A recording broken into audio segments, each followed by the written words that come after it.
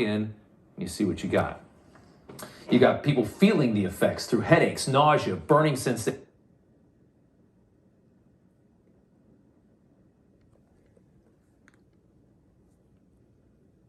Areas of rail regulation, like. Damn it. Oh, I know exactly what's going to happen. Is if those homes have been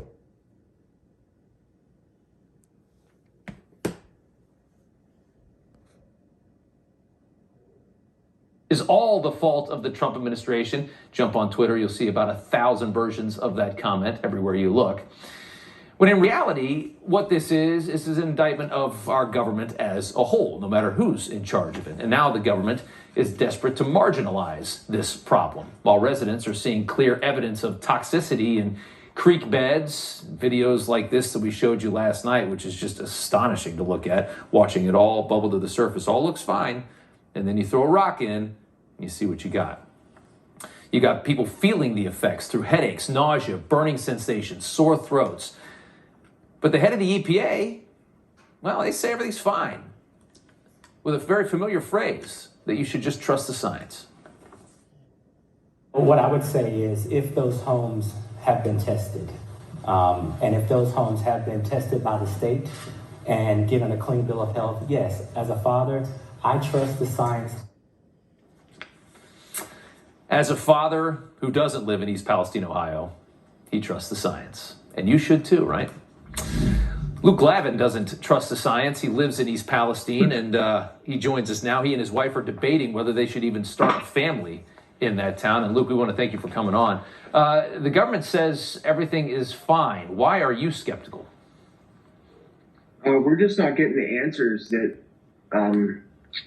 we're asking questions and the answers that we get are just the same. It's just a runaround.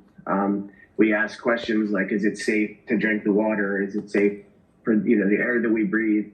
And we get the same question, no, it's safe, but drink bottled water still, or, the questions like that. It's all the same. Do you have any symptoms yourself?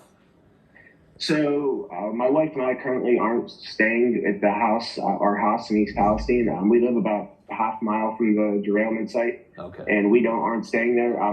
But yes, I do have symptoms: the burning eyes, the sore throat, all that, the headache, all that. Every time I come down here. Is it true that does it smell like chlorine in the town? Is that still there?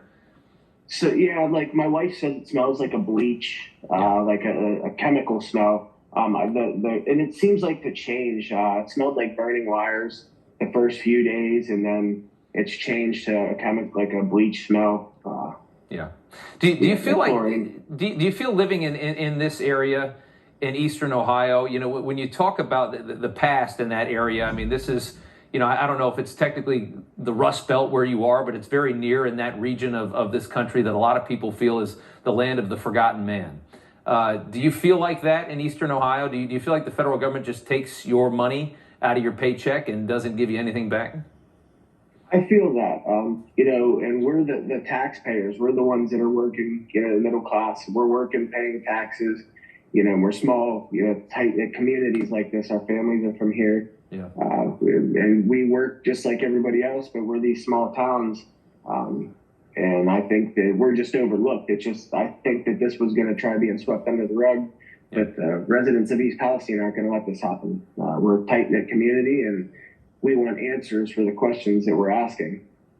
At this point, there's no plan for the president or for Buttigieg to come visit your town. There is, however, some breaking news tonight. It does appear that former President Donald Trump is going to be visiting East Palestine early next week. I don't know if you've heard that yet. You might have. I did. My dad just told me that. I'm looking forward to seeing Mr. Trump come down here. I hope he does. That's a town of about 5,000, right? Yeah, we're just under 5,000. Yeah, we're actually a village. The village of East Palestine. The village of East Palestine. Anything you would say to the former president? I just would like to see him come down here and maybe put some stuff in motion and get answers to questions that we're being asked. Yeah. Is this a long-term issue that we have to face, or is it just something that they're saying it's okay and just go about your day? Yeah. Well, if he comes, that might inspire Biden to follow him and make this a much bigger deal, because they're going to be in a fight for states like Ohio and Pennsylvania, which is just a couple miles from where you live. That's a very important region in elections. And Luke, thank you so much for coming on. We do appreciate it. Yes, sir. Thank you. All right, Mark Burrows joins us now. He is a retired